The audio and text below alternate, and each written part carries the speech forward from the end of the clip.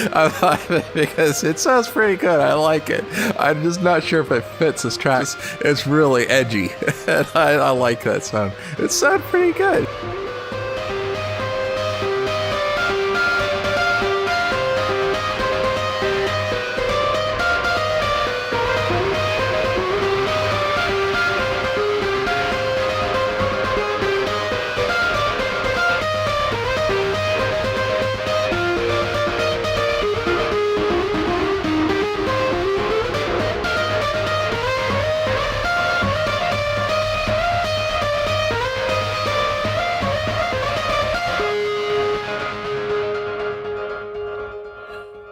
Hey, this is Brian from Logic Pro Hacks. How's it going? I'm working on here a new template I built in a program called Magix Music Maker 2016 Premium. I'm going to go ahead, I'm going to throw this up at logicprohacks.com for anybody who wants to have it and download it and use it in their production. Everything I'm using is all Magix instruments. I'm using the beatbox for the sidechain, except for I'm using one VST. The VST I'm using is SideKick V3. It's a free plugin, very easy to find. As a matter of fact, I'll go ahead and I'll put a link in the description on where you can find it at. So that's the only VST I'm using because in this piece I really wanted sidechain. I just really wanted to do this ghost track sidechain deal. There's no drums in this track, but I am using this as my signal. So what this does is this throws a signal out to the compressor, and the SideKick is the compressor that's doing the ducking. And it's doing ducking on the reverb, and it's also doing ducking on the pads right here. Matter of fact, let's go ahead and just show you what's going on here. On the reverb channel, we have a little bit reverb here and a little bit reverb here. And all these reverbs are going over here. The ducking is ducking that reverb. So you have two sources of duckings, on the reverb and also on the pads. The next instrument here is called a concert guitar intimate. Let's just go ahead and just give you a little show and tell of this instrument. Let's just solo this guy. Let's just go ahead and just show you the effects rack real quick on what's going on here. So on this guitar channel, I have a compressor, which is kind of like, it's a little bit of a high compression, but the thing was in the track, I just felt like I just wasn't getting enough guitar sound, and some of the notes when they were hitting, they just weren't loud enough. And so that's why I got a really high compression. I could probably maybe move that up a little bit more, but something like that. A ratio, I only got like a 2 to 6 ratio. And then on the gain, I have a really high gain, because like, again, I'm really trying to get a lot of volume out of that thing. It's an acoustic guitar, you're not really going to get that much volume out of it. And so that's what I'm doing right there. Yeah, let's go back to the effects rack. I forgot to also tell you what else is going on with this thing. And then we got the Parametric EQ, and what I did there is I just kind of cut out some of the low and the highs, and just kind of shape it a little bit and give a little bit of a boost over there. And it's just more of just kind of just getting the outside stuff and like that. Also, it has an EQ right here that I've also tweaked as well, getting it where I like the sound from it. And then I have this other thing called a stereo processor, and what this does is it just gives it a really wide sound, but I didn't really want it that wide. I just wanted just a little tiny bit, and so that's what I'm doing right there. Now I also have this thing called vintage distortion. So what I'll do is I'll do two different kind of playthroughs. I actually kind of like this, but then I didn't like it, so I wasn't really too sure. So I'll leave that up to you, but I'm going to go ahead and just disable it right now and leave it disabled in the project. But I'll go ahead and just play both. First one right here, it was without the distortion, and it's just the guitar. All right, let's just go and play this.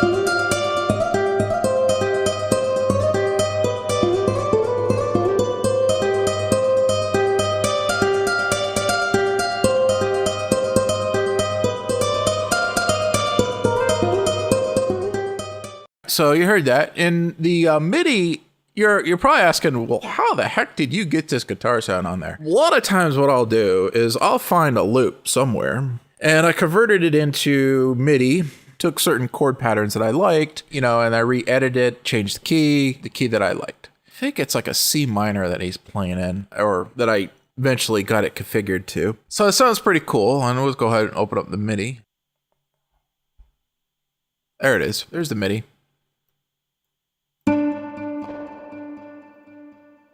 Kind of like just doing some scales and stuff like that, but instrument, it just sounds really good. I like the sound. Right here is just chord patterns that I made. Just basically, I'm just doing, triads and scales that I configured on the MIDI. They may have some swing to them. I can't remember if I put any to it. I don't think I have any kind of quantization configured on it. So, but it's just basically chord patterns based off of this right here that I created over here, which is, I think it's a D minor variant that goes in here, and then it switches over to C minor over here. So that's what's going over there. So that's the guitar sound. Let's just go over here. Oh yeah, I said I was going to play the distortion. I'll give you a listen to that too. Turn this guy on. Yeah, I'm laughing because it's good. I don't know. All right, ready for it. Here it goes.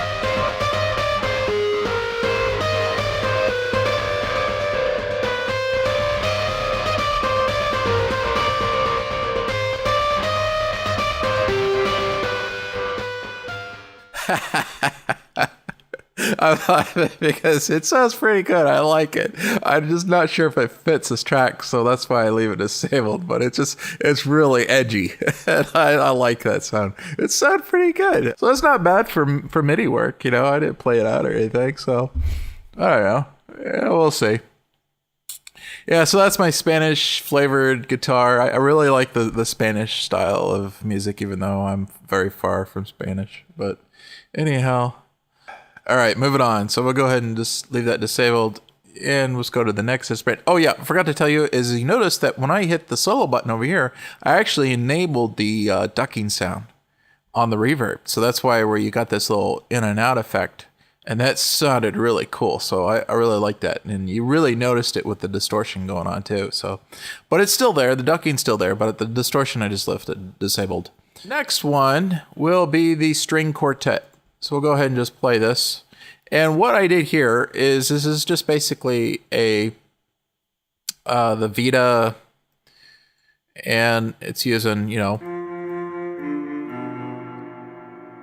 So what's going on here is I have reverb on this thing configured, but what the type of reverb on this is kind of like a small room reverb.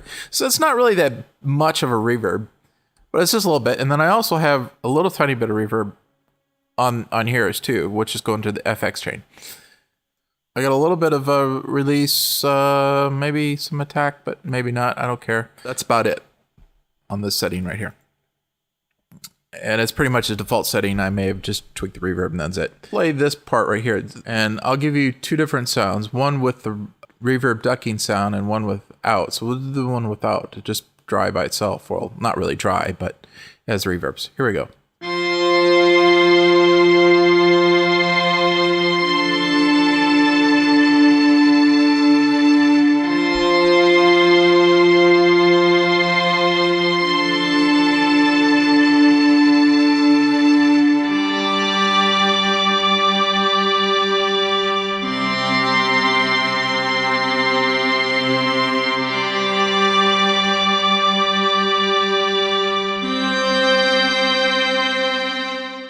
Go ahead and just put the reverb. So what this will do is this controls the ducking reverb that's being sent over here, but not the reverb internally on that. So it's got a little tiny effect. I don't know if you'll hear it or not, but here it goes.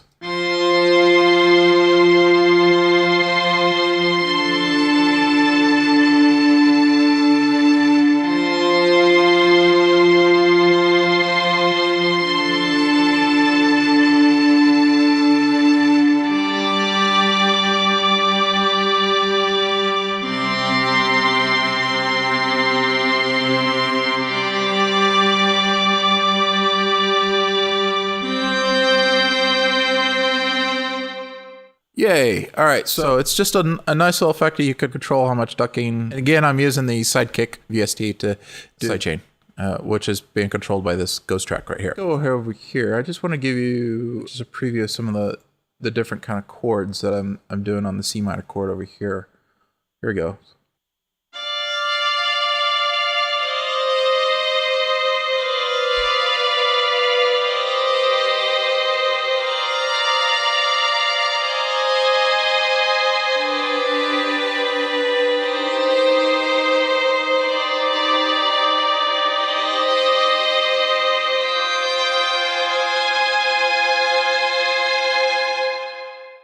Yeah, very emotional, very cool. I just love that string sounds. You know, it's not the best strings, but it's pretty good. I like it. And what's cool is like when I fit it with a nice crunchy pad, and the name of it, crunchy, it sounds really good. It melds really good. And then I got a sub bass on the low end, so it sounds pretty good. Open up the effects. I want to show you what I did with that. So the only thing I'm doing right here is I just have like a little bit of parametric EQ or their channel EQ, whatever you want to call it. And I'm just basically taking on a little bit of the low end. That's all I'm doing. That's all.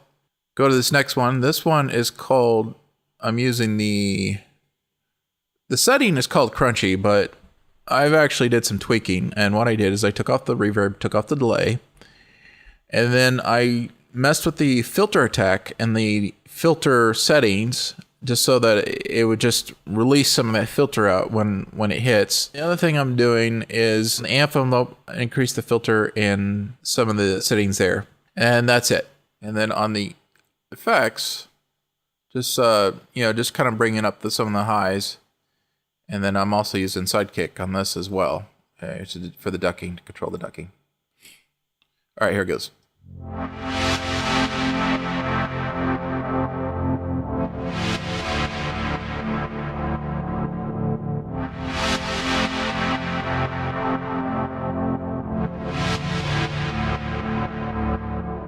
Crunchy pad sound, and here's a different one when it goes into C minor.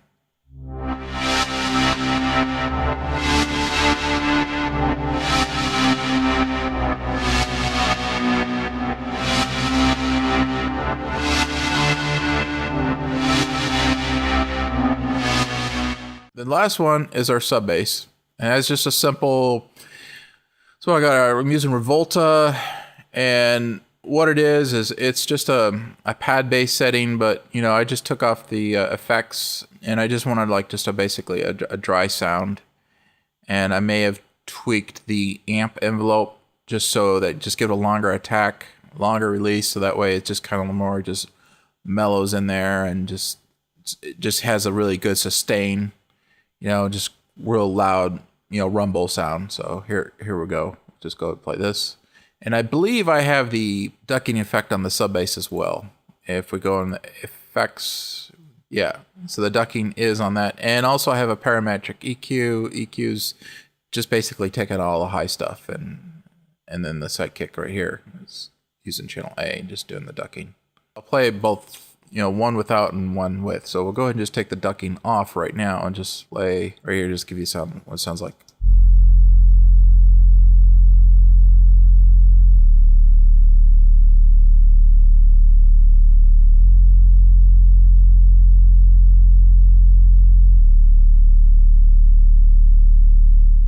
That is the bass sound just by itself.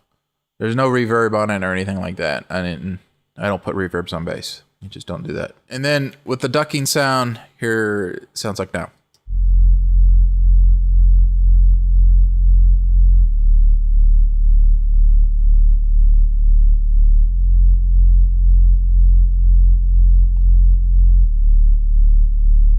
Just a little bit. Matter of fact, we could probably tweak that a little bit. Go in here.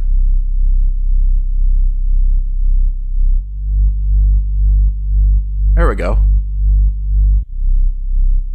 That's a little bit better.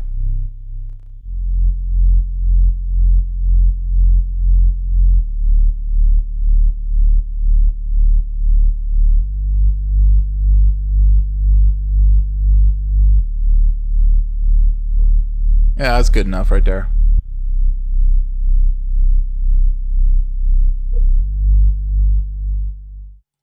And that is it. Pretty much you just got 1, 2, 3, 4, 5 tracks. Just more of kind of like an ambient string piece, something like that. Just mess around with. The cool thing is you got a really cool guitar notes and stuff like that. You could change any instrument you want. You don't have to use Magix stuff. Matter of fact, you could use any VST, just using Magix. So I'm putting in the sidechain settings in here because a lot of people, maybe that's a little bit beyond them, so they just want it already configured with the sidechain. I'll be selling this template at logicprohacks.com. Look for the link in the description below. Go ahead and play this thing out. All right, have fun. Remember, my friends, stay groovy. Hey guys, thanks for watching my video. If you enjoyed it, please give me a thumbs up and share it on Twitter, Facebook, or Instagram. If you'd like to see more videos like this, just click on the big red subscribe button below. And when I upload a video, you'll be the first one to see it. Also, if you did like this video, maybe you will like some more of my other videos. You can watch those right now just by clicking on any of these links right here, which will open up a link and a new tab. Again, thanks for watching my video and supporting this channel. And remember, my friends, stay groovy.